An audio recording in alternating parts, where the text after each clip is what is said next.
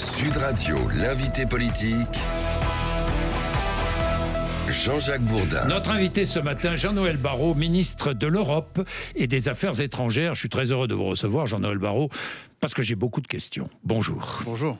Et je vais commencer avec le Proche-Orient. Vous allez me dire si c'est vrai ou pas, vous étiez au téléphone hier soir avec votre homologue israélien et votre homologue américain. C'est vrai? C'est vrai. C'est vrai. Bien. Alors j'ai envie d'avoir des nouvelles des deux otages franco-israéliens, Ofer Calderon et Ohad Yahalomi. Sont-ils vivants? Ofer Calderon, Ohad Yahalomi, ça fait maintenant 15 mois qu'ils sont retenus dans l'enfer de la captivité à Gaza. Ça fait 15 mois qu'on se mobilise sans relâche pour leur libération. Avec le cessez-le-feu, on a l'espoir de les retrouver rapidement, mais nous ne savons pas quand ils sortiront, ni s'ils sont en bonne santé. Donc nous Vous ne savez pas s'ils sont vivants ou morts? Non, car les autorités israéliennes elles-mêmes ne le savent pas. Elles ont reçu des informations plus précises hier une liste, mais qui ne fait pas apparaître les noms des personnes retenues en otage. Il fait apparaître leur âge, leur sexe, mais pas leur nom. Et donc c'est évidemment la question que je lui ai posée. Je lui ai posé la même question que vous, Jean-Jacques Bourdin. Oui. Dans quel état de santé se trouvent nos deux otages? Quand sortiront-ils? Et il ne pouvait pas répondre à ma question. Et je lui ai demandé, comme je l'ai fait depuis si longtemps maintenant, de tout mettre en œuvre pour qu'ils sortent le plus rapidement possible. Oui, je vous dis ça parce qu'il y a une liste de 33 otages. Et sur cette liste, il y a 8 otages qui sont décédés. C'est la liste que possèdent les Israéliens aujourd'hui. Sur cette première liste, 26 sont encore retenus et devraient être libérés dans la première phase du cessez-le-feu, dont 8 sont décédés. Donc on ne sait pas si les deux otages français sont parmi ces 8 ? Non. On ne sait pas. Non. Vous n'avez aucune nouvelle sur leur état de santé. Bien. Est-ce qu'Israël va retirer ses forces présentes au Liban, encore présentes au Liban? Au Liban, le 27 novembre dernier, nous avons obtenu, la France et les États-Unis, de haute lutte, un cessez-le-feu qui a mis fin à cette guerre au Liban qui durait depuis plus d'un an, qui avait fait près de 4000 morts, qui avait précipité des centaines de milliers de Libanais hors de chez eux pour fuir les combats. Ça a permis de stabiliser la situation, de mettre fin à la crise humanitaire. Ça a permis aussi d'enclencher une dynamique politique qui a vu l'élection, enfin, après 2 ans d'attente, d'un président de la République qui a pu nommer un Premier ministre. Et nous sommes arrivés hier au 60e jour de ce cessez-le-feu. Oui. On s'était donné 60 jours pour aboutir à l'issue à un retrait des troupes israéliennes et un désarmement du Hezbollah dans le sud du pays. Nous avons progressé vers cet objectif. Nous ne l'avons pas tout à fait atteint. C'est pourquoi nous avons prolongé, avec l'accord des Israéliens et des Libanais, ce cessez-le-feu jusqu'au 18 février, de manière à ce que chacun prenne ses responsabilités, que l'armée israélienne se retire et que l'armée libanaise puisse poursuivre le désarmement du Hezbollah. L'armée israélienne a jusqu'au 18 février pour se retirer. C'est ce que je comprends. Absolument. Bien. Cependant que l'armée libanaise doit poursuivre le désarmement complet du Hezbollah au sud de la rivière du Litani qui marque le sud du pays. Bien. Jean-Noël Barrot, Donald Trump souhaite déplacer les Gazaouis vers l'Égypte et la Jordanie. Est-ce que la France s'y oppose? D'abord, je crois que ça n'est pas une proposition qui est tout à fait formalisée. Je crois ensuite... Il l'a dit à haute voix. Je crois qu'ensuite, les partenaires, ou en tout cas les pays voisins, l'Égypte et la Jordanie, ont dit depuis toujours qu'ils étaient fermement opposés à une solution comme celle-là. Nous, ce que nous pensons, c'est que pour ramener la stabilité et la paix au Proche-Orient, il faut une solution à 2 États, avec un État de Palestine vivant à côté d'un État d'Israël en paix et en sécurité. Et la déportation, si je puis dire, des Palestiniens dans les pays voisins, ça me paraît incompatible avec cette solution. Incompatible, c'est du nettoyage ethnique. Est-ce du nettoyage ethnique? Je ne vais pas qualifier si vous voulez, une déclaration pas tout à fait formalisée du président américain lorsqu'il s'exprimait, je ne sais plus tout à fait dans quel contexte, sur la situation au Proche-Orient. Le Groenland, puisqu'on parle de Donald Trump, je voulais en parler. Le Groenland, pensez-vous que Donald Trump a l'intention d'annexer le Groenland? Est-ce que vous le croyez? Ce que je pense, c'est que les frontières de l'Europe sont souveraines et que l'on parle du nord de l'Europe, du sud, de l'est ou de l'ouest, personne ne peut s'autoriser à venir badiner avec les frontières, et nous l'avons dit clairement et nous le réaffirmerons constamment. Ensuite, quel est le sujet au fond ? Le sujet au fond, c'est que l'Arctique est devenu un champ de conflictualité nouveau, et que cependant que la Russie cherchait à obtenir le soutien de la Chine dans sa guerre d'agression contre l'Ukraine, la Russie a aussi ouvert en contrepartie des voies d'accès à l'Arctique à son partenaire chinois. C'est ce qui inquiète aujourd'hui les États-Unis d'Amérique. C'est ce qui explique d'ailleurs qu'hier, le Danemark a annoncé renforcer de 2 milliards d'euros son dispositif de sécurité, son dispositif militaire dans la zone. Donc autrement dit, le Danemark estime lui aussi que nous devons faire plus pour défendre, si je puis dire, l'Arctique contre les influences ou les ingérences étrangères. Mais ça n'est en aucun cas une raison ou une excuse pour s'en prendre aux frontières souveraines de l'Union européenne. Oui, hier, je recevais la députée européenne que vous connaissez bien, Nathalie Loiseau, qui m'a dit, à votre place, qui demandait l'envoi au Groenland d'un contingent de troupes européennes. Est-ce que vous y êtes favorable ? Pourquoi pas, puisque nous avons effectivement une question de sécurité qui est posée. Vous en avez parlé avec les partenaires européens ? On a commencé à en parler avec le Danemark. À ce stade, le Danemark souhaite... L'Union européenne pourrait envoyer un contingent de troupes au Groenland. Non, parce qu'à ce stade, ce n'est pas le souhait exprimé par le Danemark. Mais c'est une possibilité. Ce que j'ai entendu hier, puisque j'étais à Bruxelles, oui. c'est une très forte, je dirais, solidarité des pays européens avec le Danemark, qui était prêt à réfléchir si la question se posait. Mais du point de vue du Danemark, elle ne se pose pas. Réfléchir. Elle ne se pose pas à ce stade, à une sécurisation de l'Arctique en général. Pourquoi pas, si effectivement nos intérêts de sécurité sont en jeu. Si les Américains envahissaient militairement le Groenland. Mais ça n'arrivera pas. On n'envahit pas un territoire de l'Union européenne impunément. Que ça n'arrivera pas ? Non, je ne crois pas. Vous êtes certain que ça n'arrivera pas ? Personne n'a intérêt à entrer en conflit, quel qu'il soit, avec l'Union européenne.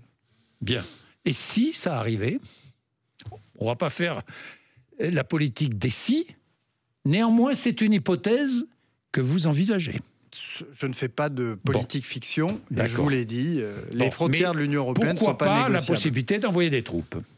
Si je comprends bien. Si le Danemark sollicite la solidarité des États membres de l'Union européenne, la France, comme répondra. En tout cas, répondra présent. D'ailleurs, la première ministre du Danemark a entamé une tournée européenne. Laissons-la faire cette tournée et exprimer aux dirigeants européens ce que sont les attentes du Danemark. Puisque nous parlons de Donald Trump, parlons-en. Il veut augmenter les tarifs douaniers sur les produits venus d'Europe. Que lui répondez-vous ce matin ? Il y aura une réplique européenne s'il le fait ? Je ne l'ai pas entendu exprimer ouvertement depuis sa prise de fonction l'idée d'appliquer des droits de douane, et je pense que c'est une bonne chose. Pourquoi ? Eh bien parce que les États-Unis ont tout à perdre à entrer en guerre commerciale avec l'Union européenne. Nous sommes leur principal partenaire commercial. Et si il est vrai que les Américains achètent plus de produits européens que l'inverse, eh bien, les Américains investissent plus en Europe que nous investissons aux États-Unis. Qu'est-ce que ça signifie ? Eh bien, ça signifie qu'il y a en Europe de très nombreuses, en réalité des dizaines de milliers d'entreprises américaines qui produisent sur notre sol. Que se passerait-il si Donald Trump appliquait des droits de douane ? Eh bien, ce sont des entreprises américaines qui seraient les premières victimes. Et donc, évidemment, ce travail de conviction, nous allons le faire. Mais si ça ne suffit pas, eh bien, nous passerons, si je puis dire, à la dissuasion, en expliquant très clairement que, comme par le passé, lorsque entre 2016 et 2020, des droits de douane ont été appliqués sur des secteurs européens, eh bien, l'Europe répliquera. L'Europe répliquera, s'il le faut. Absolument. Elon Musk, il veut rebaptiser la Manche en canal George Washington. Vous avez vu ça ?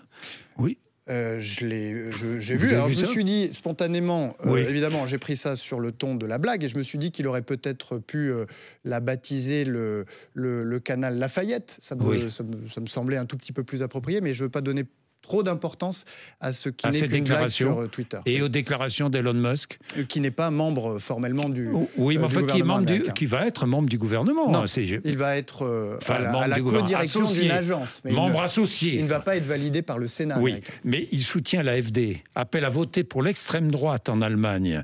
Le meilleur espoir pour l'Allemagne, dit-il, en parlant de l'AfD. Ingérence, dangereux pour la démocratie ? Bien, soit c'est un coup de com' pour faire le buzz sur les réseaux sociaux et en particulier le sien. Et alors, c'est extrêmement regrettable.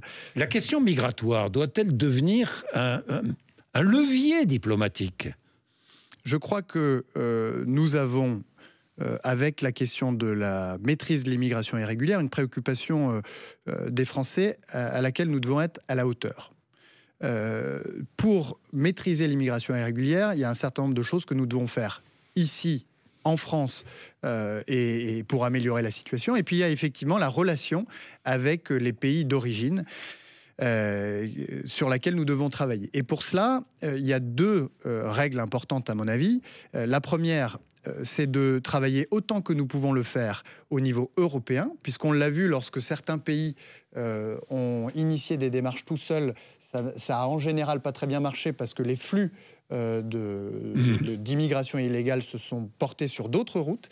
Et la deuxième règle, c'est qu'il n'y a pas de baguette magique, il n'y a pas de solution unique, il n'y a pas de recette miracle. C'est pourquoi il faut activer tous les leviers dont nous disposons pour notre politique étrangère. Quels sont-ils ? Eh bien, il y a la politique de l'aide au développement, il y a la politique des visas, il y a aussi la politique commerciale, vous m'en parliez avec Donald Trump. Et c'est en mettant en cohérence l'ensemble de nos instruments et en travaillant autant que nous pouvons le faire avec nos pays européens que nous parviendrons à mieux maîtriser les flux de migration irrégulière. C'est ainsi que nous allons faire pression, c'est ce que disait hier soir le Premier ministre, sur l'Algérie. Les relations franco-algériennes. Bruno Retailleau souhaite que l'accord franco-algérien de 1968 soit dénoncé. Vous aussi ?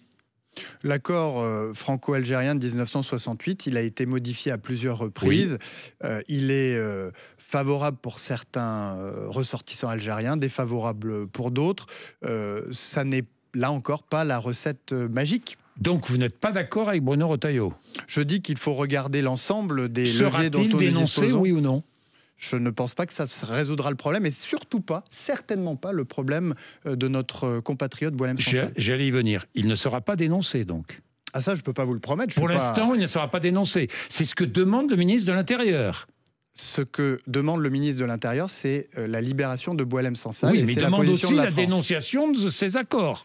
Vous savez, la coopération avec l'Algérie, sur le seul plan de la maîtrise de l'immigration irrégulière, s'est plutôt améliorée ces dernières années.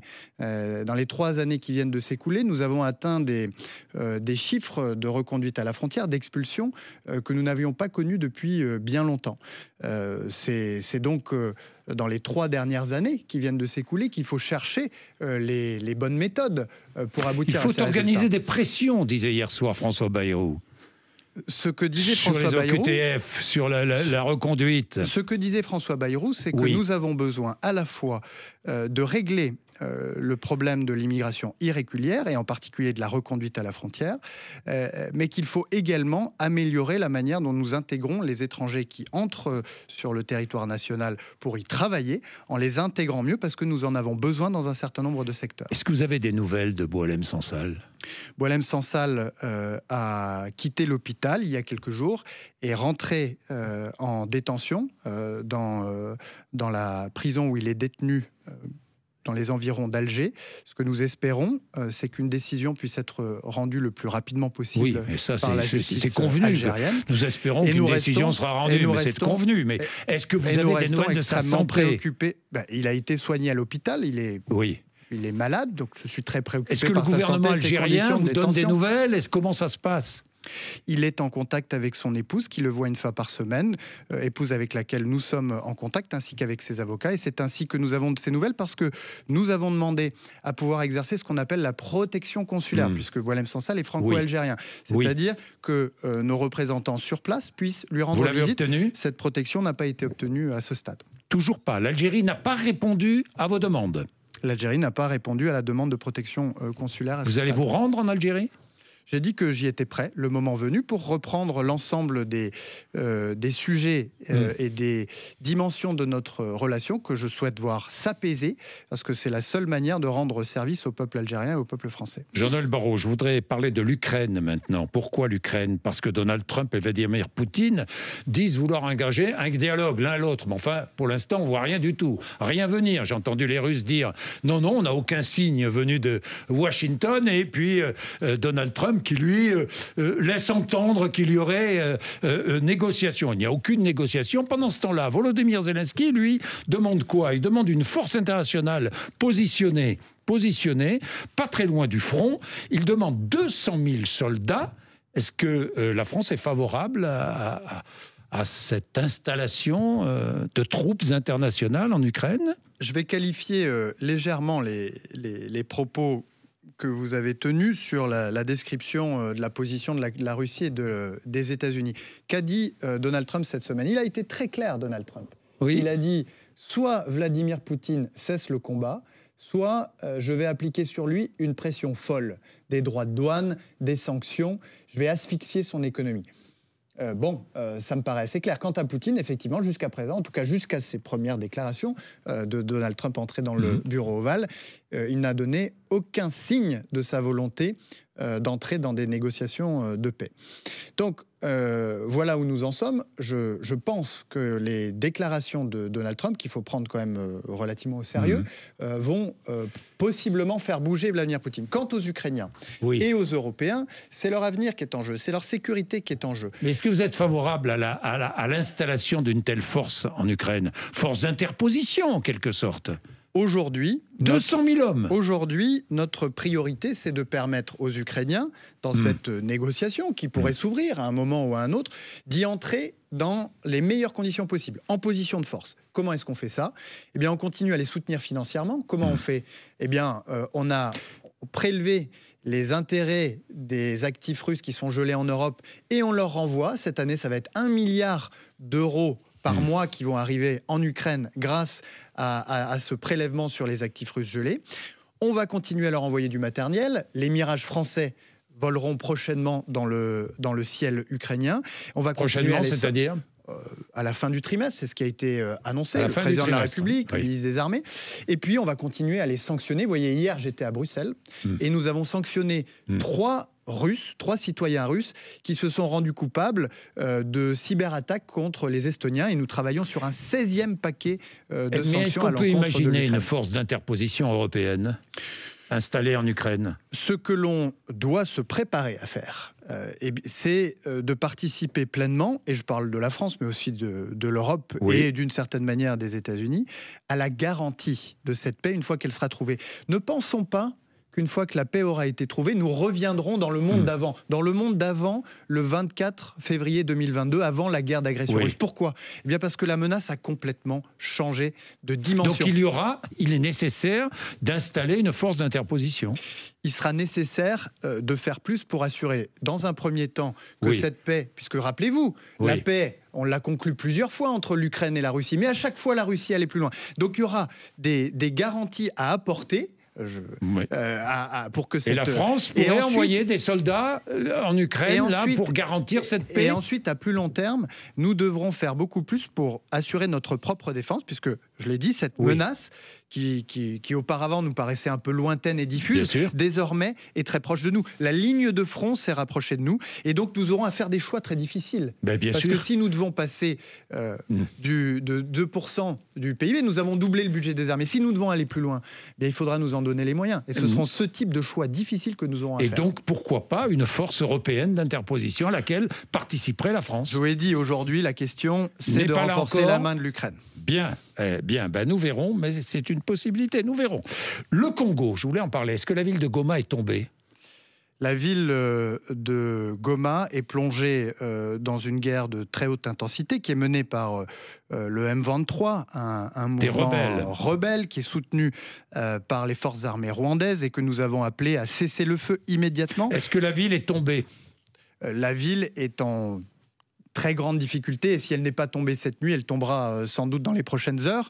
Et c'est pourquoi nous nous sommes mobilisés. Le président de la République, tout le week-end, s'est entretenu avec les dirigeants des deux pays, mais aussi avec un certain nombre de médiateurs dans la région. Nous avons, au Conseil de sécurité des Nations Unies, il faut le rappeler, la plume, qu'est-ce que ça veut dire? C'est que sur ce conflit des Grands Lacs, qui est la région du Rwanda, c'est la France du Congo, de la République au Conseil de du sécurité. Congo, démocratique du Congo. C'est une région très riche qui est convoitée évidemment par les rebelles et par les Rwandais. Vous connaissez très bien votre géographie africaine, non, Jean-Jacques Bourdin, mais c'est important de le rappeler. Mais oui, bien sûr. Vous avez le lac Kivu et de part et d'autre le Rwanda et la République démocratique du Congo qui sont en conflit depuis un certain nombre d'années, qui étaient à deux doigts, il y a encore quelques semaines, de trouver une résolution sous une médiation qui était menée par l'Angola, avec le désarmement des milices et avec, je dirais, le retrait des forces armées rwandaises de la République démocratique du Congo. Mais nous assistons là à une escalade qui non seulement a mis fin à cette médiation qui était prometteuse, mais qui en plus menace d'entraîner cette région une nouvelle fois dans un conflit ouvert, dans une guerre ouverte entre ces deux pays. Et c'est pourquoi il faut que le Rwanda aujourd'hui baisse les armes, et il faut que le calme revienne et que le dialogue puisse reprendre. Bien, j'ai une dernière question à propos de 3 otages français en Iran. Où est-ce qu'on en est? Cécile Collère, Jacques Paris, Olivier Grondeau. Je vais vous dire, Jean-Jacques Bourdin, comme pour Boualem Sansal, le sort de ces 3 otages, Cécile Collère, Jacques Paris, Olivier Grondeau, c'est sans doute ce qui, pour un ministre des Affaires étrangères, est le dossier qui vous empêche de dormir la nuit. Cécile Collère, on va atteindre dans quelques jours enseignante, le 1000e jour de sa détention arbitraire. Elle est détenue dans une cellule de 9 mètres carrés. Et depuis un an, elle n'a pas pu recevoir de visite de notre consulat sur place. C'est pourquoi, après avoir adressé à de très nombreuses reprises, au niveau du président de la République, à mon niveau, des messages aux autorités iraniennes, nous avons durci notre posture vis-à-vis de l'Iran. Nous avons qualifié les conditions de détention de nos otages comme étant assimilables à de la torture en droit international. Nous avons appelé nos ressortissants à ne plus se rendre sur place. Nous avons convoqué l'ambassadeur d'Iran en France, et j'ai hier, à Bruxelles, appelé l'Union européenne à prendre des sanctions, gel d'avoir, interdiction de circulation, contre les responsables de cette détention arbitraire. Merci Jean-Noël Barrot d'être venu nous voir ce matin sur l'antenne de Sud Radio. Il est quelle heure? 8h57, presque 9h. Patrick Roger après les informations de 9h.